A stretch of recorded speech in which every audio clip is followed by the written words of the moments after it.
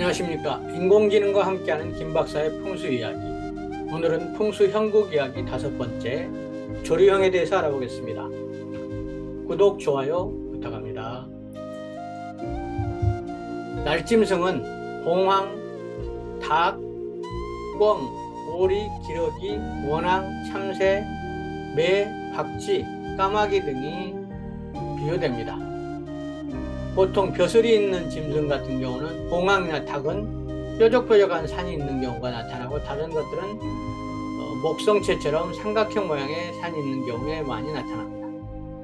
기러기는 일정한 때를 맞추어 오갈 뿐만 아니라 나는 모습도 질서 정연해서 때를 알고 질서를 지키는 영물로 여깁니다.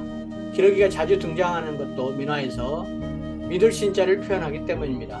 또 기러기는 부부의 사랑을 상징해서 혼례에서 기러기를 놓기도 하고, 호러미는 짝이 든 기러기다 이렇게 부르기도 합니다. 특히 평사나가는 아주 좋은 의미로 사용되는데, 재물을 나타내기도 하며 글씨나 솜씨 등이 아름다운 여자를 표현하기도 합니다. 우리 그림에서도 갈대를 입에는 기러기 모습이 나타나는데, 이거는 갈대로자 기러기 한자와 늙을로자 편안할 자가 같은 의미이기 때문에 상징적으로 표현합니다. 인공지능으로 여러 가지 새들을 그려보았습니다. 그 중에서 봉황과 닭이 주인공인 듯 합니다. 풍수형국 중에서 기러기를 먼저 살펴보겠습니다. 기러기는 12가지가 있는데 가장 대표적인 게 평사나간형, 모래밭에 기러기가 앉는 모습입니다. 그의 비암함노형, 갈대를 물고 날아가는 모습, 냇가에 기러기가 물고 있는 모습, 날아가는 기러기 모습, 추위에 떠는 기러기가 밭으로 내려앉는 모습, 구름 속으로 날아가는 모습, 한 마리 기러기가 호수로 날아드는 모습, 홍안 천운형, 기러기가 구름 속으로 날아오는 모습, 쌍안 성상형, 2마리 기러기가 상서로운 조짐을 나타내는 모습, 애안 하전형, 기러기가 밭으로 내려오는 모습, 쌍안 각기형, 2마리 기러기가 각각 날아가는 모습, 이렇게 여러 가지 형태로 나타납니다. 그 중에 대표적인 평사나간형을 찾아가 보겠습니다. 정읍 산해면 평사리에 평사나간형이 있습니다. 조금 전에 봤던 왕자산 근처에 옥종호 산 내면이라면 이 산 외면에 있습니다. 보시면 비봉산, 상두산, 국사봉, 독금산, 묵방산, 왕자산을 중심으로 그 안쪽에 있는 분지, 모든 물이 모여드는 곳에 평사리라는 마을이 있고, 하늘색은 물이고 녹색은 산입니다.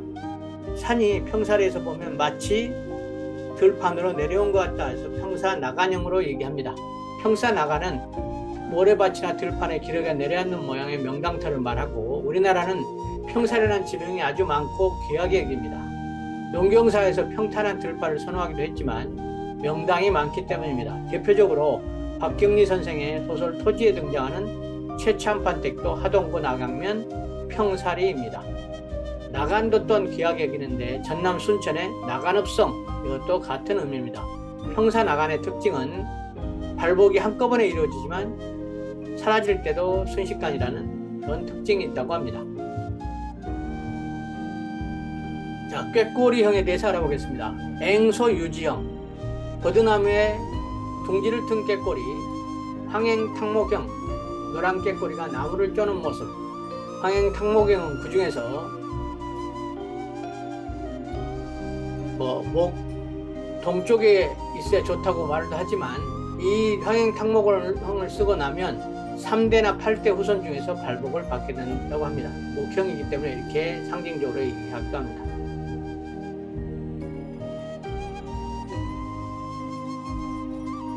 버드나무가 많이 있는 곳이나 버드나무와 관련된 지명이 있는 곳에 붙여지는 경우가 많이 있습니다. 자, 황행탕목형을 실질적으로 가보겠습니다. 노란 꾀꼬리가 나무를 쪼는 모습 보시나요? 노사 기정진 선생의 조모, 할아버지 묘사는 전남 담양군 월산면 용암리 산 34번지에 있는데, 오른쪽에 산을 보시면 빨간 게 꾀꼬리, 파란 게 나무처럼 보입니다. 그래서 꾀꼬리가 나무에 딱 달라붙어서 꾀꼬리 잎이 하얀 게 눈이죠. 꾀꼬리 잎으로 저 뒤에 있는 묘소 있는 부분을 벌레처럼 쪼는 형국, 그래서 이쪽이 가장 에너지가 응집된 것이다, 이렇게 표현을 상징적으로 한 것 같습니다. 재미있죠? 나무 위에 꾀꼬리가 앉아있는 그런 모습으로 제가 그려보니까 나왔습니다. 자, 1호를 보겠습니다. 일설에 한쪽 눈을 다치는 아이가 태어나면 크게 발복한다는 말이 있습니다. 항행탕목경은. 그래서 기전진 선생이 5살 때 천연두를 알아 시력을 잃게 되자 그 조부는 이제야 크게 될 아이가 낳았다고 해서 기뻐했다고 합니다. 노사 기정진 선생은 임술민란 1862년에 경상도에서 시작하여 삼남으로 번진 농민 수탈에 대한 항쟁이 일어나자 임수르 책이라는 상소를 써서 삼정의 폐단을 지적하고 이를 바로잡을 것을 제시하려고 했습니다. 그러나 썩은 조정에서 형식을 갖춰서 과거 시험처럼 답안지처럼 갖춰 제시하라고 해서 포기했다는 설이 전해 내려옵니다. 그래서 말년에 장성 하리 월성 지금의 고산리로 이사해서 다음에 그곳에 담대헌이라는 정사를 짓고 많은 문인과 함께 거처하다가 그곳에서 돌아가셨습니다. 참고로 노사 선생의 시를 한번 읊어보겠습니다.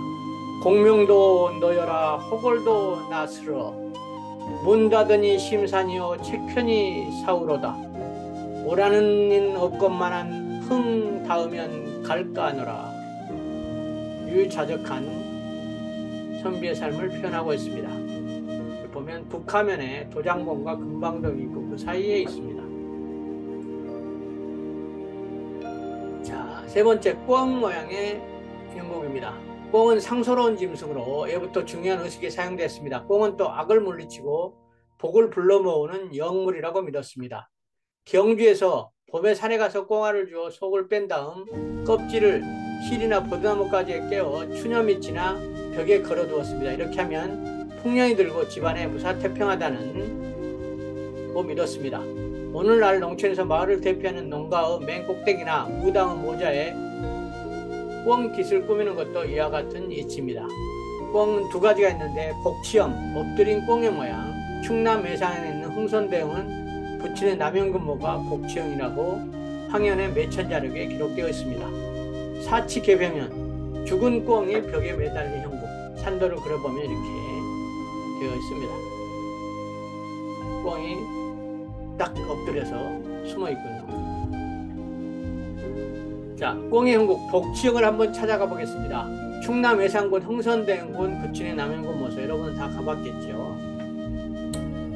저 가야봉과 목양봉 사이의 성문공 주봉에서 산이 내려와서 저수지를 지나서 꿩이 엎드린 것처럼 납작 엎드려서 머리를 땅에 붙이고 있습니다. 상가 저수지 보덕사 사이의 아래쪽은 어깨 저수지가 막고 있습니다. 큰 그림으로 보면 전체 꿩의 날개에다가 고개를 엎드리고 있는 것처럼 이게 상징적으로 보일 수 있습니다. 뒤쪽에 주산에 해당하는 산은 독수리가 치어나오는 형국이고 앞쪽은 매어 형상인 봉우리이고 그리고 왼쪽에는 누런 개 모양의 환경곡으로 보입니다. 그래서 독수리, 매, 개 등의 3마리 짐승이 서로 꿩을 노리면서 견지하고 있는 형태로 이러한 형국의 꿩은 새 짐승 사이에서 아무런 두려움 없이 영구에 안락하게 알을 낳고 새끼를 키울 수 있는 명당 중의 명당이라고 말하고 있습니다. 입구의 아래쪽에 보면 덕산 향교도 있으니까 찾아보시기 바랍니다.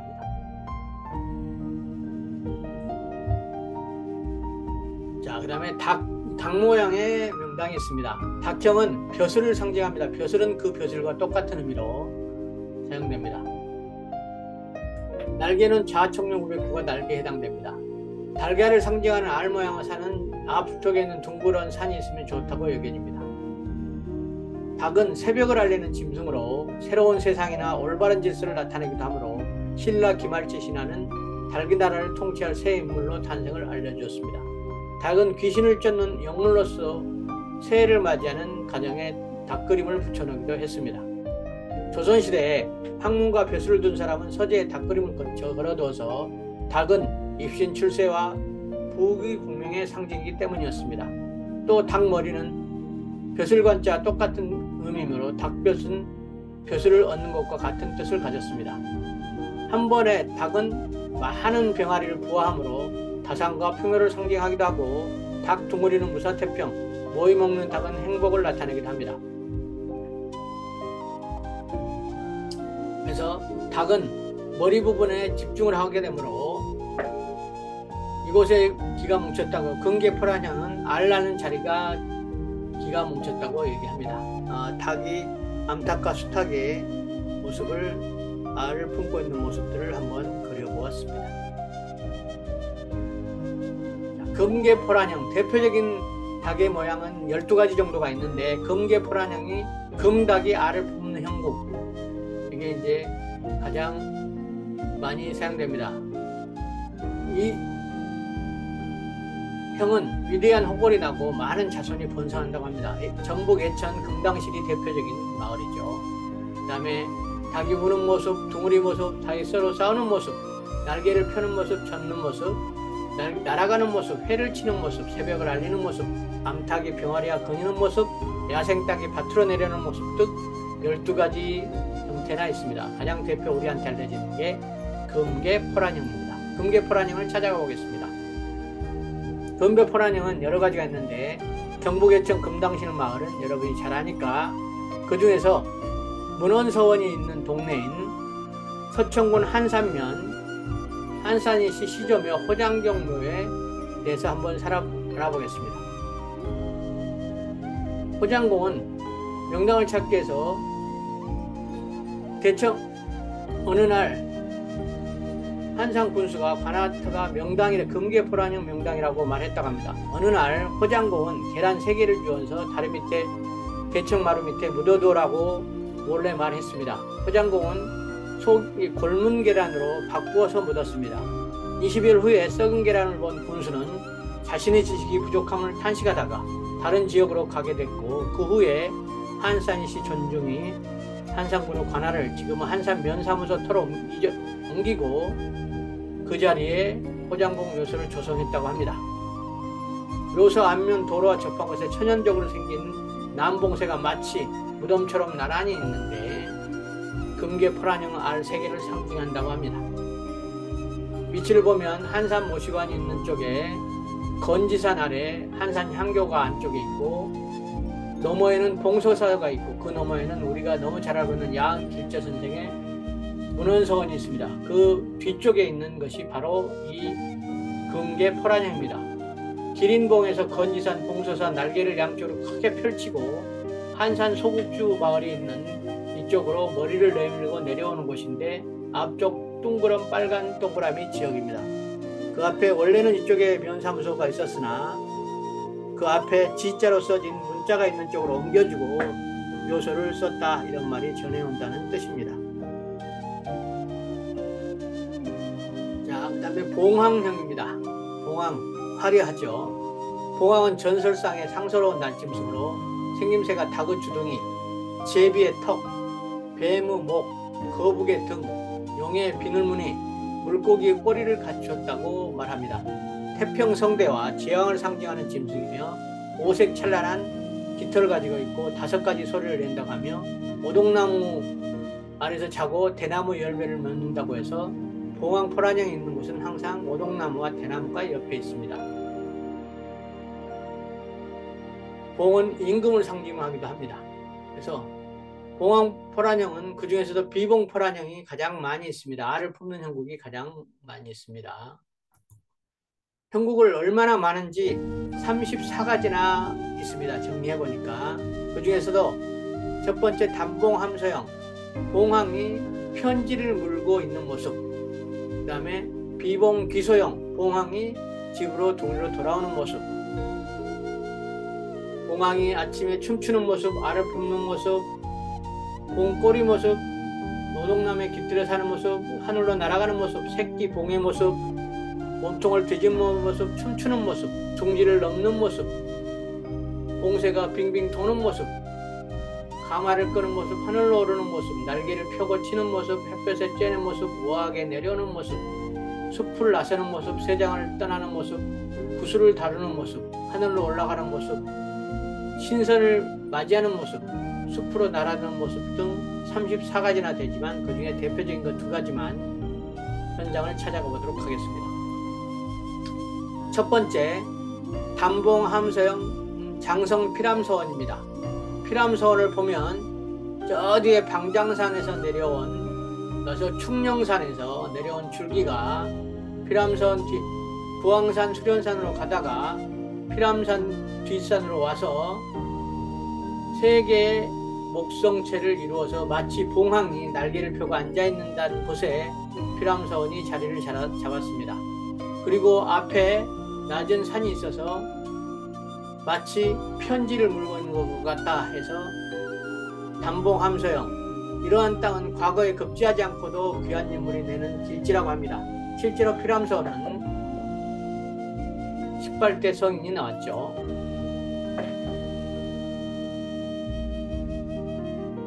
자, 다음은 부의봉 기소형입니다. 정북 완주군 용진읍 간중리 봉서사가 비봉 기소형이라고 말할 수 있습니다.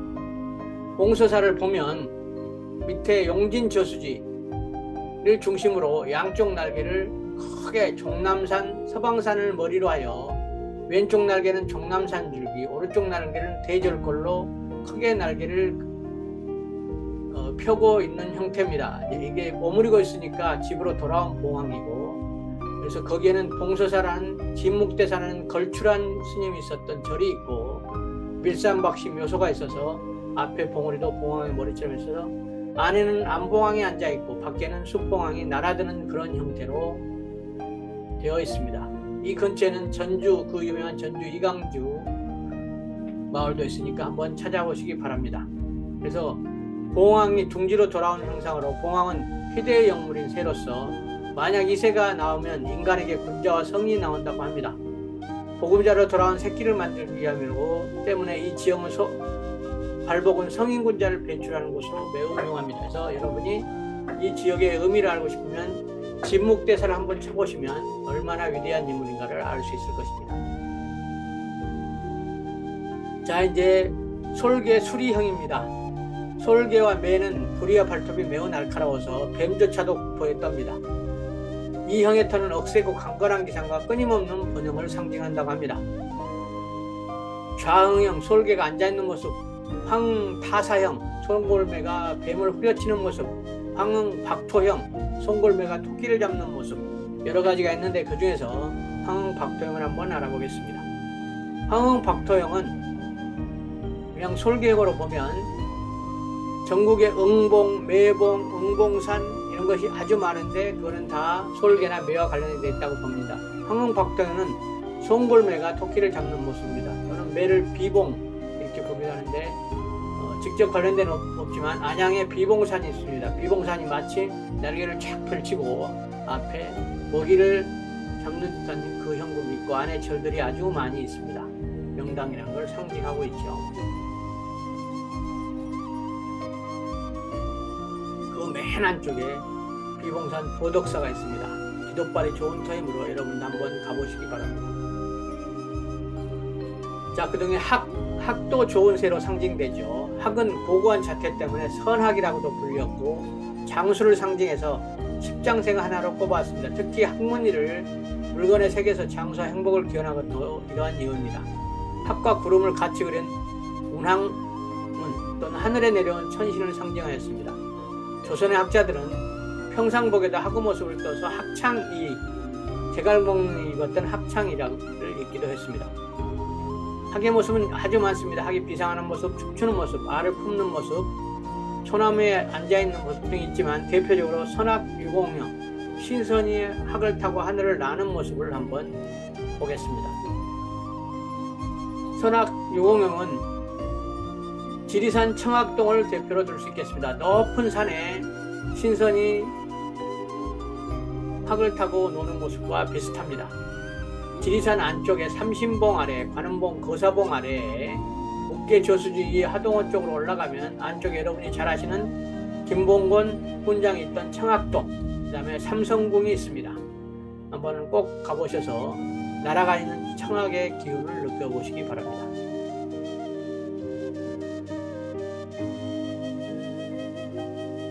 자, 그 다음에 이제 새둥지형으로 가보겠습니다. 새둥지형은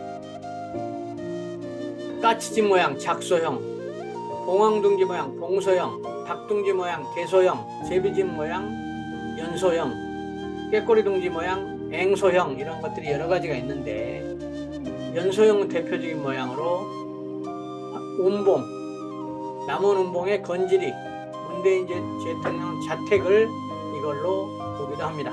다양한 새집들을 한번 인공지능으로 그려보았습니다.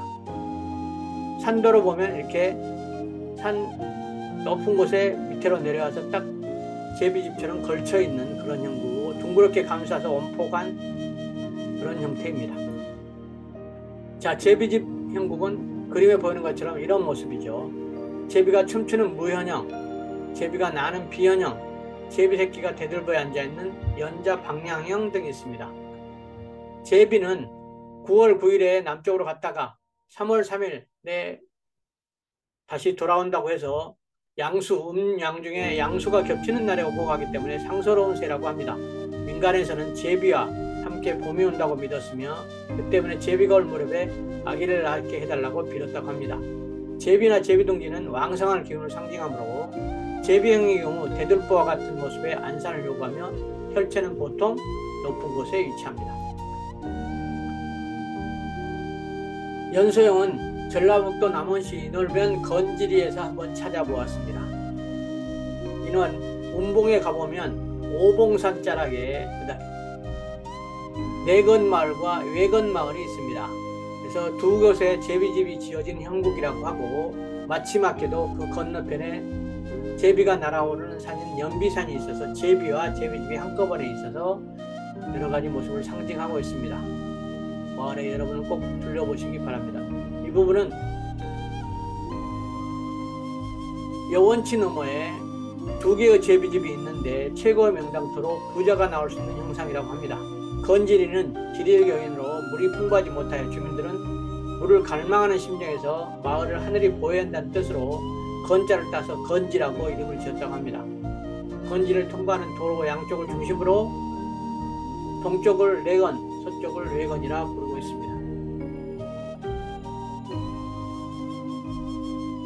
자, 조류형의 기타를 보겠습니다. 여러 가지가 있는데 그 중에서 까마귀를 상징하는 금오탁시형, 슬렁스러운 까마귀가 시체를 뜯는 모습. 금오산 상모동에 박정희 대통령 생가는 상모동마을 본래 외가인 수원백씨들이 대대로 살았던 곳입니다.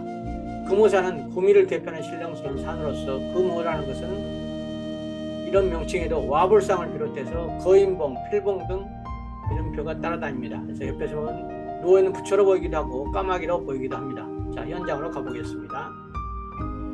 자, 금오산에서 우측 좌측 날개를 쫙 펼치고 오른발 왼발을 쫙 펼치고 가운데로 입을 내미는 곳에 생가가 있습니다. 박정희 대통령 생가에서 앞을 바라보면 마치 시체가 누워있는 산을 모양이 있습니다. 그래서 까마귀가 시체를 뜯어먹으러 내려온다. 그래서 금오 탁시형이다 이렇게 부르고 있습니다. 자, 금복 등공형이 있습니다. 박쥐 모양 굉장히 드문데 양쪽 날개가 높고 가운데가 약간 낮은 경우의 박쥐로 상징합니다. 제주시 서귀포의 단산에 있는 대정향교의 뒷산 단산을 보시면 될 것 같습니다. 평면도로 보면 비학 등경 오른쪽 그림처럼 학이 향교를 짊어지고 날아간 것처럼 보이기도 하고 정면에서 보면 박쥐처럼 보이기도 합니다. 여기서 추사 선생의 글을 한번 같이 읊며 보겠습니다. 추사성에 풍수라는 풍과 수를 넣어서 춘풍대야 능용물 추수문장 불염진 봄바람은 능히 만물을 포용하고 가을 물같은 문장은 속세먼지에 물들지 않네. 대정향교에서 가르치고 그 다음에 귀향가 있을 때 심정을 절절히 느끼는 듯 합니다. 인공지능과 함께하는 김 박사의 풍수 이야기, 풍수 형국 이야기, 오늘은 5번째 조류형에 대해서 알아보았습니다. 도움이 되셨다면 구독, 좋아요 부탁합니다.